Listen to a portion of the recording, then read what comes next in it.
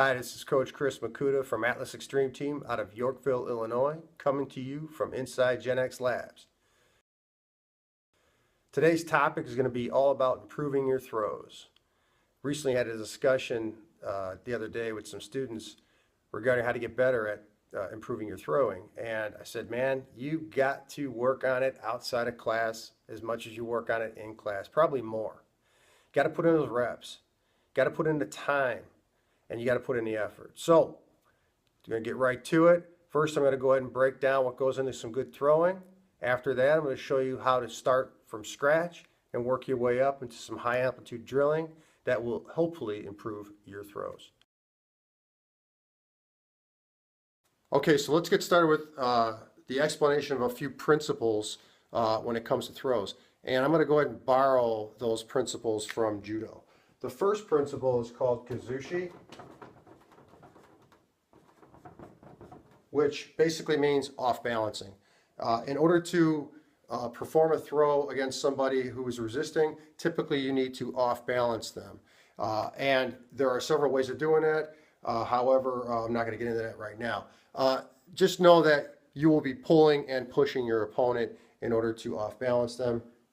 That is what kazushi essentially is. Second thing, tsukuri. Tsukuri means fitting in. That is going from outside position with your opponent, and then you now step inward and are inside next to the opponent. And that can be any way, that can be for any throw. It's coming from the outside and going to the inside. Lastly, you have kake. Kake is the actual application of the throw that you're trying to do. All right, so without these three things, you basically don't have a throw. And how do we practice these things? Through a drill called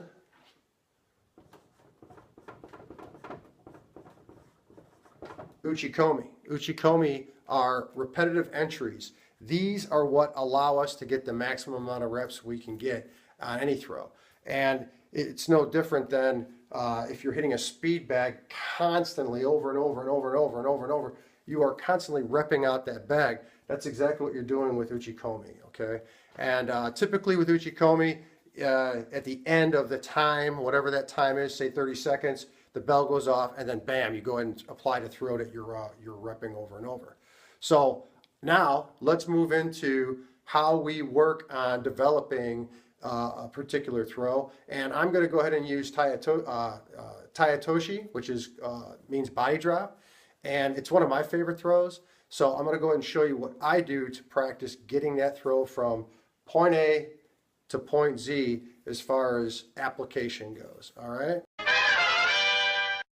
Okay, so the first thing that we normally teach any new student is to say, hey, go ahead and just start moving in place, doing the correct footwork, because footwork is king, right? So typically we'll tell them to go ahead and put some shoes on the ground. Today I'm using my flip-flops. This will simulate where my opponent's standing, and I'm going to simply go ahead and go into the movement. In Tayatoshi, it's a three-step process. Typically it's a cross step, then a back step, and then I step across. Okay, and then I'll come back out. 2, 3. 1, 2, 3. Then I'll start increasing the speed. It's very low stress.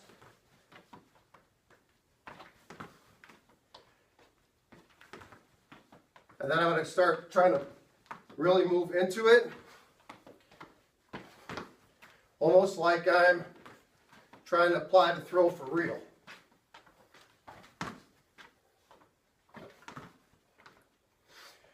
And hopefully, put in enough reps on that, you start to get very comfortable with the actual technique application. Next, we're going to go ahead and show it while moving. I'm going to be moving backwards on this one. I'm stepping across, and I'm putting my hands into position every time. Okay? Step, boom. Step across, step across, step across. Okay? And then I can also be doing it going backwards as well. Okay? So moving, moving, spin, drop. Moving, moving, moving, moving. Okay? So a couple hundred reps of that. Not only are you going to get your heart rate up, but you're really going to start getting comfortable with that particular type of footwork for that particular type of throw. Okay, so now that you've gone ahead and did hundreds, hopefully hundreds of footwork repetitions, either stationary or through moving, now you're ready to go ahead and move on to band work. And band work really helps develop the movement with the resistance of somebody that would actually you be holding on to. So let's start. I'm going to use a small band at first. I got a hold of each one. You're not going to have to see my footwork. You already know what that looks like. So what I'm going to do is I'm going to go ahead and start moving into the throw in my position. One hand's here, one hand's here, and then I'm coming back out. This is my, in this particular case, this is my sleeve hand, and this would be my lapel hand. All right, step across, and I'm turning and banging, and then coming back out.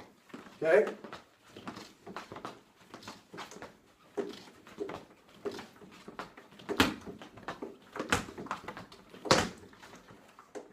Whew! As you can tell, do hundreds of those, repetitions of those, and you're going to be sweating a little bit, you're going to be huffing and puffing. Okay, so after doing a couple hundred reps of those smaller bands, now we're going to go ahead and move on to these bigger bands, all right?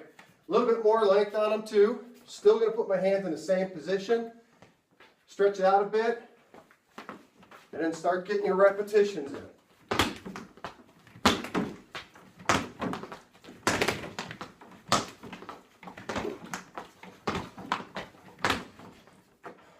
Trust me, after doing several hundred repetitions of that, your throw is going to start to pop, all right? So, we went for the small bands, moved on to the big bands. Next, I'll show you what you can do to isolate the movements that'll help your throws out even more. Okay, so let's go ahead and take those same movements, isolate them a little bit, and with Taitoshi, you know, you have your power hand on the lapel, you got your pulling hand on the sleeve, yeah? So what I'm going to do is I'm going to go ahead and practice on improving the pulling hand only. I'm using a small band, but you can use either band depending on what kind of workout you want. So I hold the end of that small band, both ends of that small band. My lapel hand, just going to kind of keep it chilled. I can put it against my chest, tuck it into my belt, or just kind of keep it floating out here. And I'm only using the pulling hand.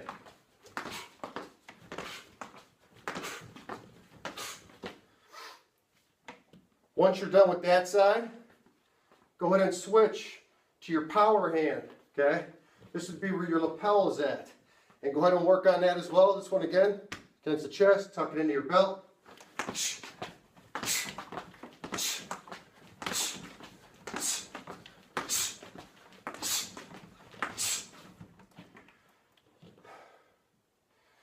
After that, coupled with the other drills you just did, now you're really starting to develop some pulling power, okay?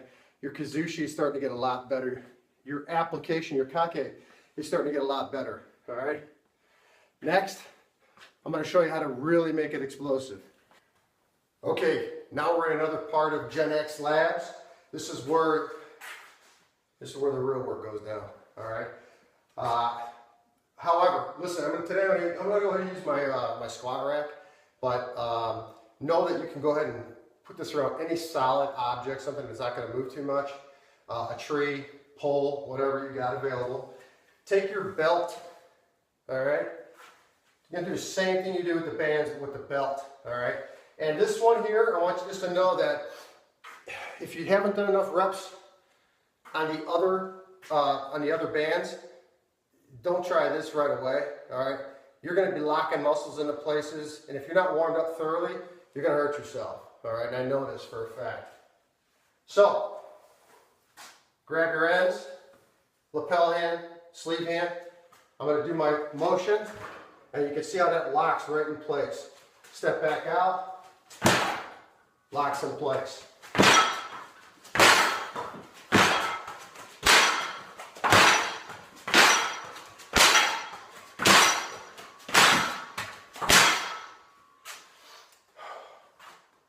Kind of moved the squat rack a little bit. Thought I had enough weight on her. But you can kind of see what I'm talking about, right?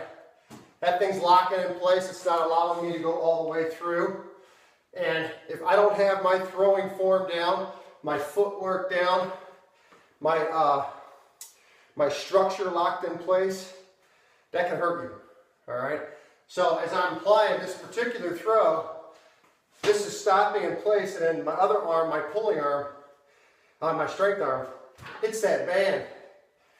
And you can hear that sound that that belt's making. It's cracking as you're going along.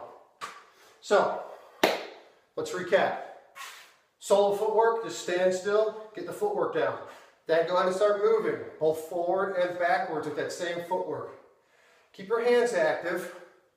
You don't want your hands all dangling around here as you're starting to progress. Get your hands into the game even if you're not holding on to anything.